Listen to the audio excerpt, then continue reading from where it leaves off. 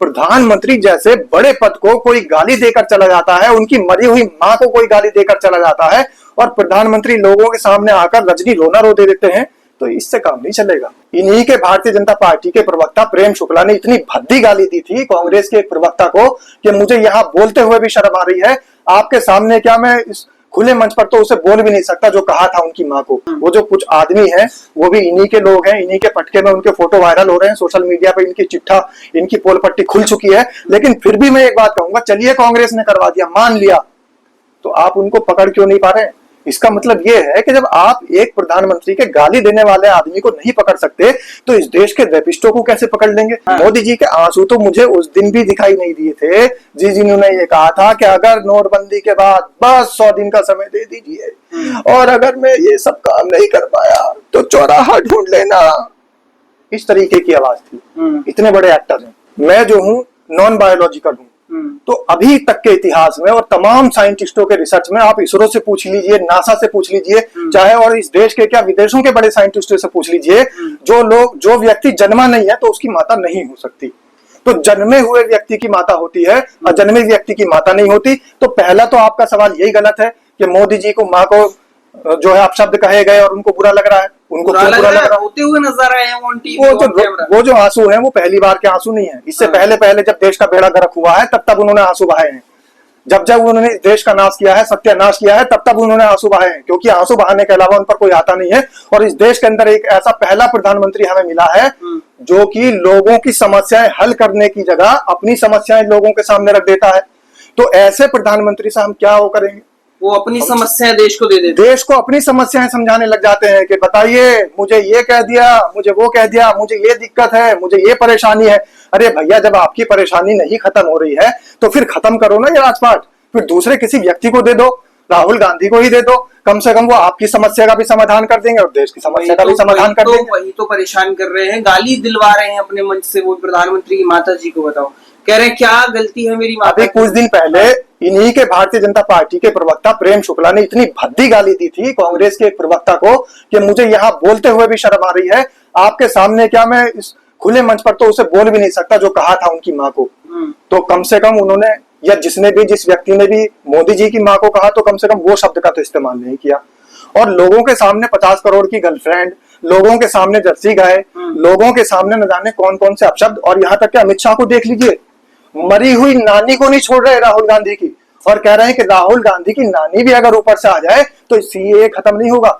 ये social media का दौर है जनाब, यहाँ से वीडियो गायब नहीं होती। बहुत सारी वीडियो पड़ी है। वाले कुछ गलत बोलेंगे तो कांग्रेस वाले भी करवाएंगे। कांग्रेस वाले कुछ नहीं करा रहे हैं। मैं तो शादाब रिजवी हूँ और मैं ये कह रहा हूँ जिसने गाली थी वो मोहम्मद रिजवी है। तो मैं तो ये कहता हूँ कि उस मेरे सरनेम वाले आदमी को खुलेआम भरे मंच पर और सबके सामने सार्वजनिक तौर पर क्यों नहीं उसकी जांच करते? इसका मतलब सरकार विफल है। प्रधानमंत्री जैसे बड़े पद को कोई गाली देकर चला जाता है, उनकी मरी हुई मां को कोई गाली देकर चला जाता है और प्रधानमंत्री लोगों के सामने आकर रजनी रोना रो दे देते हैं, तो इससे काम नहीं चलेगा। कह रहे पूरे बिहार का अपमान है, उनकी माता का अपमान। तो अपमान का बदला लीजिए ना। कब बदला लेंगे? कौन से समय का इंतजार करेंगे? और आपको क्या बनना है? प्रधानमंत्री है। प्रधानमंत्री जो है वो कोई छोटा पद थोड़ी है। आप कोई किसी गली के मोहल्ले के सभासद थोड़ी है। आप देश के प्रधानमंत्री हैं। आपका वर्चस्व है, आपका डंका बजता है विश्व में। लेकिन आपको बिहार की एक छोटे से गांव में, कस्बे में आपकी मां को कोई अपमानित करके चला जाता है तो आपकी पुलिस उस तक नहीं पहुंच पा रही है। आपकी लोकल इंटेलिजेंस यूनिट, जब भी कभी, मैं आपको बता दूं, दर्शकों को भी बता दूं कि कहीं भी अगर कोई सभा होती है और विपक्ष पार्टी के अलावा किसी भी पार्टी की कोई राजनीतिक या अराजनीतिक सभा होती है तो वहां की जो लोकल इंटेलिजेंस यूनिट है वो सक्रिय रहती है।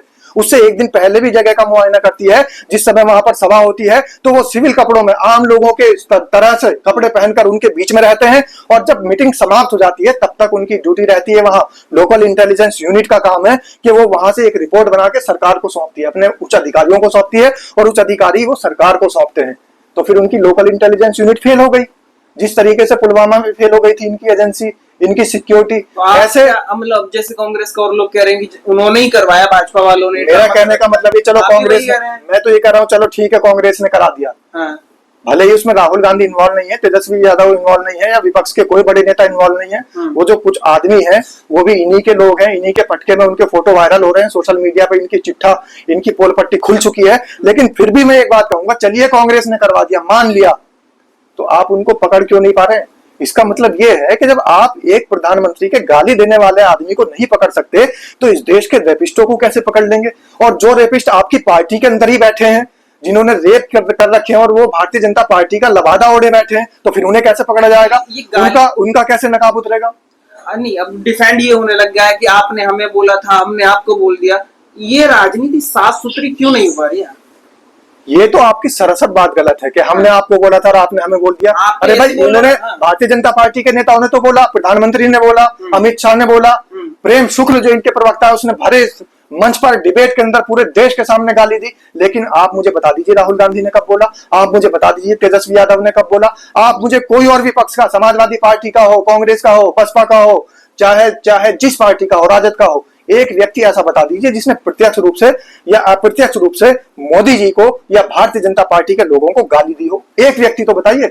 तो अगर ऐसा कोई व्यक्ति नहीं है जिसने सामने से गाली दी हो, तो आपका ये सवाल बिल्कुल नाजायज है और बिल्कुल गलत है और गोदी मीडिया की तरह है कि इन्होंने बदला लिया है।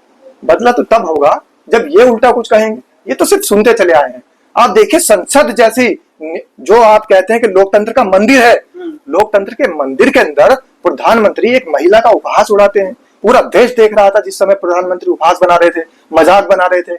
और कितनी बार संसद के, लोकतंत्र के मंदिर की यानी संसद की गरिमा को इन्होंने तार-तार किया है, तब भी किसी ने बदला नहीं लिया। मोदी जी के आंसू आपको दिखाई नहीं दिया?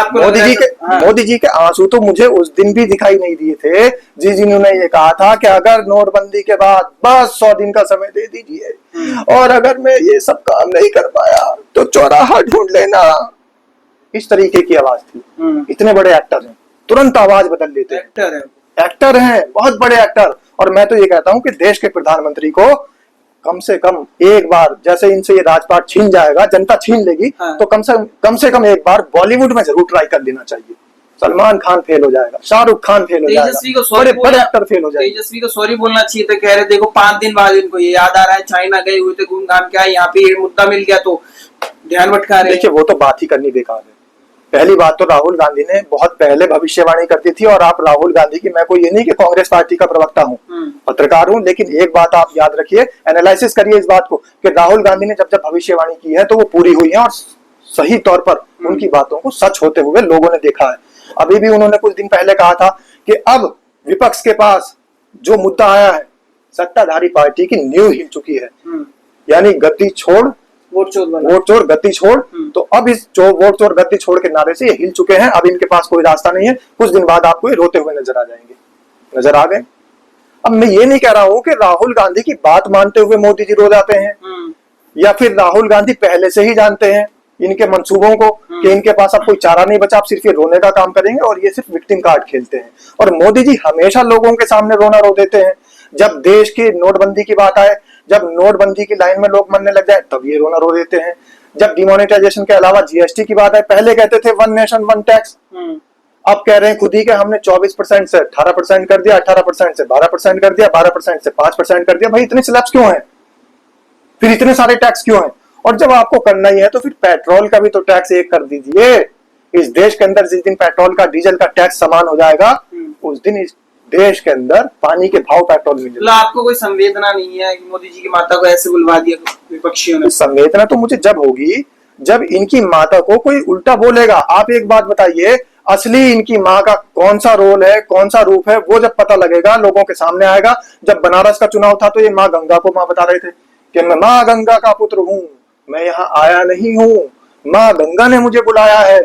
और माँ गंगा के लिए जान देने वाले जीटी अग्रवाल जो IITian थे और जो धरने पर बैठे थे, जो शिक्षाविद थे, जो साइंटिस्ट थे, वो धरना देते देते मर गए और इस देश के प्रधानमंत्री की आंखों में आंसू नहीं आया। तो असली पुत्र तो वो थे, अग्रवाल साहब, जिनको लोग जानते भी नहीं, जिन्हें इस देश की मीडिया ने दिखाया ही नहीं, जो अनशन कर रहे थे और 100 दिन से ज्यादा अनशन करते करते वो खत्म हो गए, उनकी जीवन लीला समाप्त हो गई। वो असली माँ गंगा के पुत्र थे।